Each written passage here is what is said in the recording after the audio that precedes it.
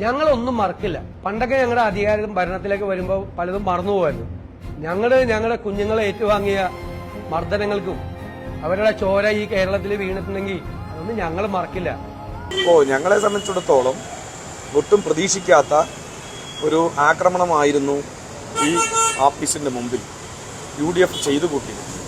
ആ UDFന്റെ പ്രവർത്തകർ ഞങ്ങളുടെ ആഫീസിലേക്ക് പടക്കമെറിയുന്ന ഫോട്ടോ CCTV ദൃശ്യമാണ്. വളരെ കൃത്യമായ ദൃശ്യമാണ്. നിങ്ങളുടെ കയ്യിലൊക്കെ കിട്ടിയിട്ടുണ്ടാവുമോ എന്ന് എനിക്കറിയില്ല. വളരെ കൃത്യമായി അത് അറിയുന്നുണ്ട്. അപ്പോൾ ആ രൂപത്തിൽ ഒരു DC ജില്ലാ കമ്മിറ്റി ആഫീസിന് മുമ്പിൽ ഒരു 500-ലധികം വരുന്ന UDFന്റെ പ്രവർത്തകർ കൂടി നിന്ന് ബഹളം വയ്ക്കുകയും പടക്കമെറിയുകയും ചെയ്യുമ്പോൾ ഇവിടെ നൂറുകണക്കിന് പോലീസുകാരുണ്ടായിരുന്നു. ആ മാന്യത ഉള്ള ഒരു പോലീസുകാരാണെങ്കിൽ ആ പോലീസിന്റെ സേനയ്ക്ക് നേതൃത്വം കൊടുക്കുന്ന ചില ഉദ്യോഗസ്ഥന്മാർ ഇവിടെ ഒരു 10 മിനിറ്റ് നിന്നോട്ടെ എന്നുള്ള ഒരു മനസ്സായിരുന്നു, നിലപാടായിരുന്നു അവിടെ സ്വീകരിച്ചത്. അങ്ങനെ 100-ലധികം സീറ്റുമായി UDF വലിയ തരത്തിൽ ഉദിച്ചു കയറിയിരിക്കുന്നു, അല്ലെങ്കിൽ വലിയ വിജയം കരസ്ഥമാക്കിയിരിക്കുന്നു എന്നുള്ളതാണ് ഈ നിമിഷത്തിലെ ഏറ്റവും പ്രധാനപ്പെട്ട കാര്യം. അത് UDF ക്യാമ്പിലെല്ലാം വലിയ തരത്തിലുള്ള ആഘോഷങ്ങൾ അല്ലതല്ലെന്ന സാഹചര്യം ഉണ്ടാകുന്നുണ്ട്. അധികാരം നഷ്ടപ്പെട്ട ഇടതുപക്ഷം കൂടുതൽ അപകടകാരികളാണ് എന്നുള്ളതാണ് സോഷ്യൽ മീഡിയയിൽ ഇപ്പോൾ ഇടത് പ്രൊഫൈലുകൾ ഉയർത്തുന്ന ഏറ്റവും പ്രധാനപ്പെട്ട വാദമെന്നത്. ആദ്യമേ പറയട്ടെ, നിങ്ങൾ തോറ്റു എന്നുള്ളത് ആദ്യം അംഗീകരിക്കുക, അപ്പോൾ തന്നെ ബാക്കിയെല്ലാം ശരിയാകും എന്നുള്ളതാണ് യാഥാർത്ഥ്യമായ കാര്യം. അതായത് ഭരണപക്ഷത്തിരിക്കുന്ന CPM-നേക്കാൾ എതിരാളികൾ ഭയക്കേണ്ടത് പ്രതിപക്ഷത്തിരിക്കുന്ന CPM-നെയാണ് എന്നുള്ളതാണ് അത് ഇവർ പറഞ്ഞു വെക്കുന്നത്.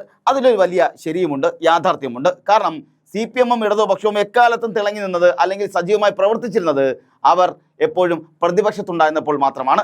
സോളാർ സമരം എന്ന പേരിൽ സെക്രട്ടറിന്റെ മുന്നിൽ കേരളത്തിലെ 100 കണക്കിന് പ്രവർത്തകരെ കൊണ്ടുവന്ന് കാണിച്ചതൊക്കെ നമ്മൾ മറന്നിട്ടില്ല. ആ സമരം എങ്ങനെയാണ് പൊളിഞ്ഞു പോയതെന്നുള്ളതും ജനങ്ങൾ മറന്നിട്ടില്ല. അങ്ങനെ അത്തരത്തിലൊക്കെ അവർ കാട്ടിക്കൊട്ടുമ്പോൾ ആ പ്രവർത്തകരെല്ലാം വലിയ തരത്തിൽ സമരങ്ങളുമായി മുന്നോട്ട് പോയതാണ്. അങ്ങനെ എന്ത് വിഷയമായിരുന്നാലും അതിൻ്റെ മെറിറ്റ് നോക്കാതെ ഭരണകൂടത്തെ കടന്നാക്രമിക്കാൻ കിട്ടുന്ന ഒരവസരം പ്രതിപക്ഷത്തിരിക്കെ CPM പാഴാക്കില്ല. അതിന് ഏറ്റവും വലിയ ഉദാഹരണമാണ് ഉമ്മൻചാണ്ടിയുടെ നെഞ്ചത്തേക്ക് കല്ലെറിഞ്ഞുള്ള ആ സംഭവം. അന്ന് നെറ്റിമുറിഞ്ഞ അദ്ദേഹം വേദിയിൽ നിന്നും സംസാരിച്ചതിന് ശേഷം മാത്രം ഇറങ്ങിപ്പോകുന്ന സാഹചര്യവും ആ കാഴ്ചയും കേരളം കണ്ടതുമാണ്. എന്തായാലും ഭരണം മാറിയതിന് തൊട്ടു പിന്നാലെ ചില സൂചനകളെല്ലാം നൽകിക്കൊണ്ട് ചില വീഡിയോകൾ ഇതാ പുറത്തു വന്നുകൊണ്ടിരിക്കുകയാണ്. ഒപ്പം തന്നെ പോരാളി ഷാജി അടക്കമുള്ളവർ രംഗത്ത് വന്നിട്ടുമുണ്ട്. CPM പ്രവർത്തകരെ ഒരു ദയാദാക്ഷിണ്യവും ഇല്ലാതെ പട്ടിയെ പോലെ തല്ലിച്ചതയ്ക്കുന്ന ദൃശ്യങ്ങൾ പാലക്കാട് നിന്നും ഇന്നലെ പുറത്തു വരുന്ന സാഹചര്യം ഉണ്ടായിട്ടുണ്ട്. പോലീസുകാർ പാർട്ടി ഓഫീസിനുള്ളിൽ കയറി CPM-ന്റെ ജില്ലാ സെക്രട്ടറിയെ വകഞ്ഞു മാറ്റിക്കൊണ്ട് ഓഫീസിലേക്ക് ഓടിക്കയറിയ പാർട്ടി പ്രവർത്തകരെ പിന്തുടർന്ന് വളഞ്ഞിട്ട് തല്ലുന്ന വീഡിയോ അത് വലിയ തരത്തിൽ പ്രചരിക്കുന്നുമുണ്ട്. ആ ദൃശ്യങ്ങൾ നമുക്കൊന്ന് കണ്ടുവരാം.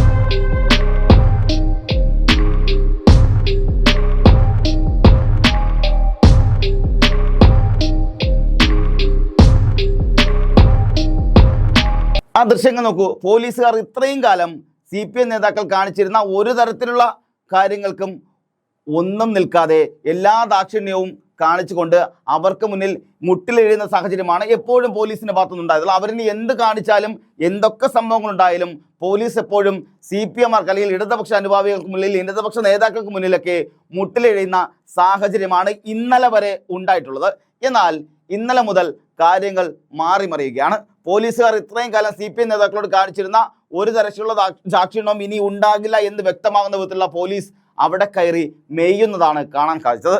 അപ്പോൾ അതിലൊരു ഭാഗം മാത്രം അടർത്തിയെടുത്തുകൊണ്ട്, അതായത് NN കൃഷ്ണദാസ് എന്ന പാലക്കാട് ജില്ലാ സെക്രട്ടറി, CPM-ന്റെ ജില്ലാ സെക്രട്ടറി MN കൃഷ്ണദാസ് ഒരു പോലീസുകാർക്ക് മുന്നിൽ ഇങ്ങനെ നിൽക്കുന്ന കൈ കാണിച്ചുകൊണ്ട്, അതായത് കൈ ഉയർത്തി നിന്നുകൊണ്ട് ഒരു ദൃശ്യം പങ്കുവെച്ചുകൊണ്ടാണ് പോരാളി ഷാജി കുറിക്കുന്നത്. ആ കുറിപ്പ് നമുക്ക് ഇങ്ങനെയാണ്, അതൊന്ന് കേൾക്കാം.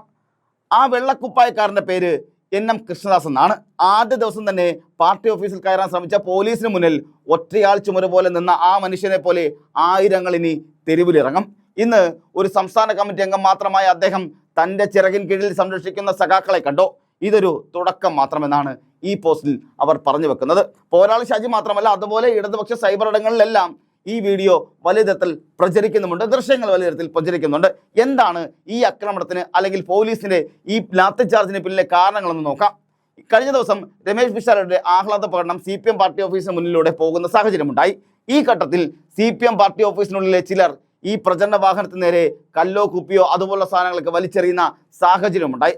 അവരുടെ പ്രതിഷേധം, അവരുടെ അമർഷം രേഖപ്പെടുത്തുന്ന സാഹചര്യമുണ്ടായി. തൊട്ടു പിന്നാലെ കോൺഗ്രസ് പ്രവർത്തകരും ലീഗ് പ്രവർത്തകരും പ്രകോപിതരായി പാർട്ടി ഓഫീസിനുള്ളിലേക്ക് കയറാൻ ശ്രമിക്കുകയും സ്ഥിതിഗതികൾ അതീവ ഗുരുതരമാകുന്ന സാഹചര്യത്തിലേക്ക് കൈവിട്ടു പോകുന്ന അവസ്ഥയിലേക്ക് ഒരു കാര്യങ്ങൾ നീങ്ങുകയും ചെയ്തിരുന്നു. ഈ ഘട്ടത്തിലാണ് പോലീസ് അതിശക്തമായ ഇടപെടൽ പാർട്ടി ഓഫീസിനുള്ളിൽ കയറി നടത്തിയിരിക്കുന്നത്. CPMകാർ പോലീസുകാരുടെ അടിപേടിച്ച് നേരെ CPMന്റെ ഓഫീസിനുള്ളിലേക്ക് ഓടിക്കയറുന്ന അവസ്ഥ വരെ ഉണ്ടായിട്ടുണ്ട്. പോലീസ് പിന്തുടർന്ന് തലങ്ങും വിലങ്ങും ഒരു ദയാദാക്ഷിണ്യവുമില്ലാതെ അടിക്കുന്ന സാഹചര്യമുണ്ടായി. നല്ല രീതിയിൽ പരിക്കേറ്റ പാർട്ടി പ്രവർത്തകർ തെളിയിക്കുന്ന ചില ഫോട്ടോകളും ഇതിനോടൊപ്പം തന്നെ പുറത്തു വന്നിട്ടുണ്ട്. ആ ദൃശ്യങ്ങളും ഇപ്പോൾ നിങ്ങൾക്ക് സ്ക്രീനിൽ കാണാൻ സാധിക്കുന്നുണ്ട്. പുറത്ത് മുഴുവൻ ലാത്തി ചാർജിന്റെ പാടുമായിട്ടൊരു CPM പ്രവർത്തകൻ ആശുപത്രിയിൽ ഇരിക്കുന്ന ചിത്രങ്ങളാണ് ഇപ്പോൾ സോഷ്യൽ മീഡിയയിൽ വ്യാപകമായി പ്രചരിക്കുന്നത്. അപ്പോൾ ഇതിനൊക്കെ CPM പറഞ്ഞ ഒരു കാര്യമെന്ന് പറയുന്നത്, പോലീസിനെ ഉപയോഗിച്ച് ഞങ്ങളെ അടിച്ചമർത്താനാണ് നിങ്ങളുടെ നീക്കമെങ്കിൽ അതിശക്തമായ രീതിയിലുള്ള പ്രതിഷേധമായിരിക്കും, അല്ലെങ്കിൽ തിരിച്ചടിയായിരിക്കും ഞങ്ങൾ നൽകുക എന്നുള്ളതാണ് CPM പറയുന്നത്. നാം ഒന്ന് ആലോചിക്കണം, ഇന്നലെ വരെ പോലീസിന്റെ ഭാഗത്തുനിന്നുണ്ടാകുന്ന എല്ലാ അതിക്രമങ്ങളെയും അവർ പറഞ്ഞിരുന്നത് രക്ഷാപ്രവർത്തനമെന്ന് മാത്രമാണ്. അവിടെ നിന്നാണ് ഇപ്പോഴിതാ പോലീസിന്റെ ആദ്യത്തെ അടി കിട്ടിയപ്പോൾ തന്നെ പോലീസിനോട് CPM പറയുന്നത് ഞങ്ങൾ തിരിച്ചടിച്ചിരിക്കും എന്നുള്ളത്.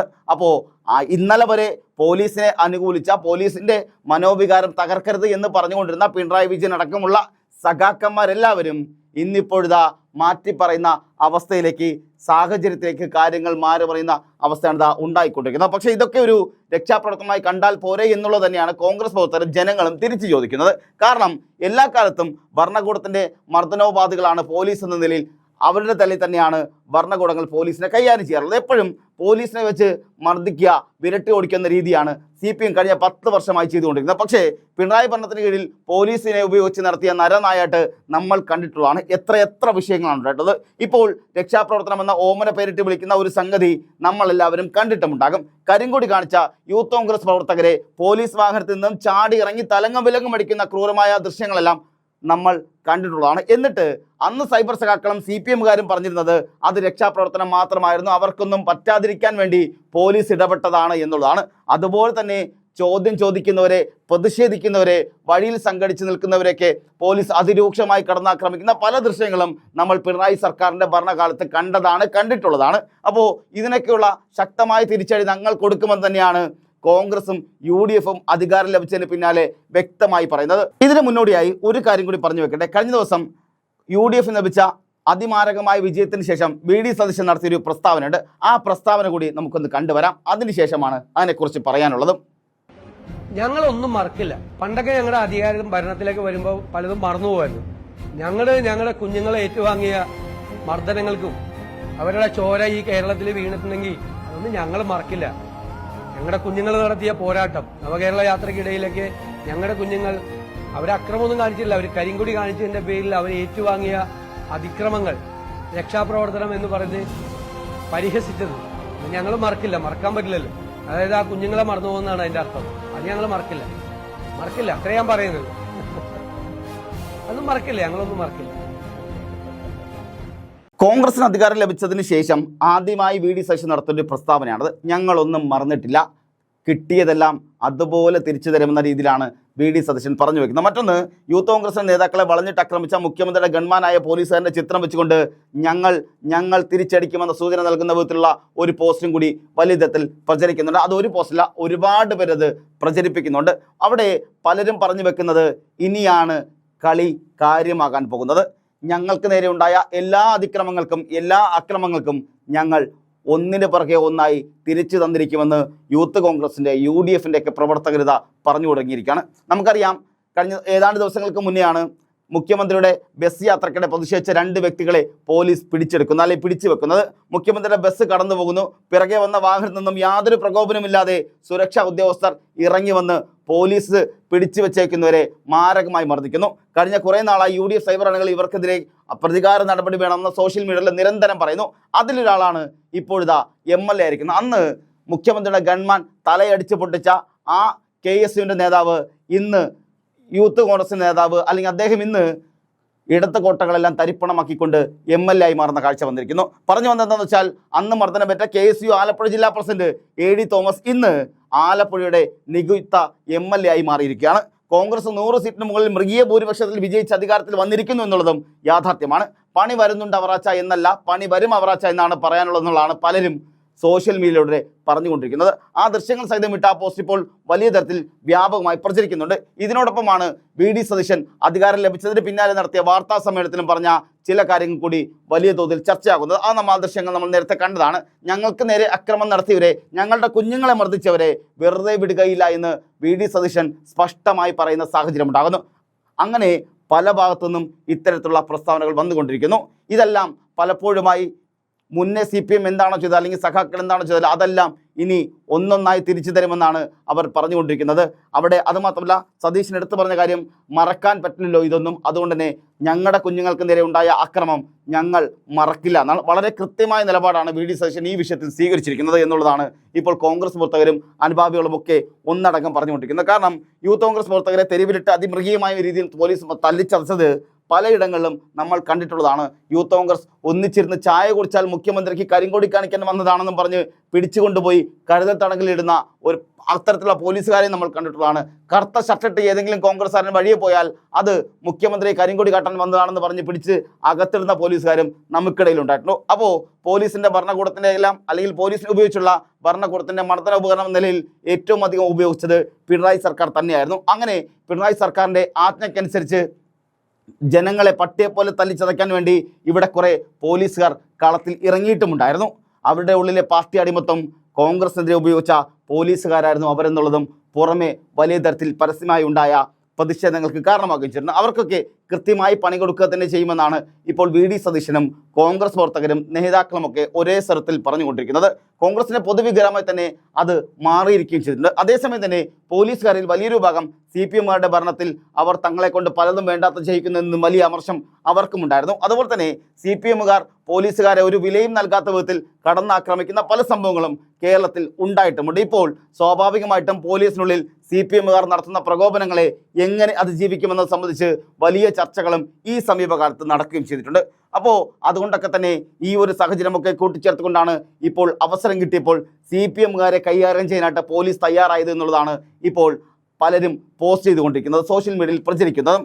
ഭരണം മാറി എന്നതിന് കൃത്യമായി തെളിവായി ഇത് വിലപ്പെടുത്തുകയും വേണം, അല്ലെങ്കിൽ ഇവിടെ വിലയിരുത്തുകയും ചെയ്യുന്നുണ്ട്. പോലീസ് അത് ഉൾക്കൊണ്ടുകൊണ്ട് പ്രവർത്തിക്കാൻ തുടങ്ങിയിരിക്കുന്ന നിലയിലാണ് പാലക്കാട്ടെ സംഭവം ഇപ്പോൾ വലിയ തരത്തിൽ ചർച്ചയാക്കുന്നത്. എന്തായാലും പോലീസിൽ CPMന് വേണ്ടി അടിമവേല ചെയ്തവർക്ക് കൃത്യമായി പണി കൊടുക്കുമെന്ന് കോൺഗ്രസ് CPMകാരെ ഇനിയും അക്രമം കാണിച്ചാൽ സഹിക്കേണ്ടതില്ലാത്ത നിലയിലേക്ക് പോലീസും പൊടുന്നനെ മാറിക്കഴിഞ്ഞിരിക്കുന്നു എന്നുള്ളതാണ് ഇപ്പോഴത്തെ സംഭവ വികാസങ്ങൾ വിശകലനം ചെയ്യുമ്പോൾ തന്നെ മനസ്സിലാക്കാൻ കഴിയുന്നത്.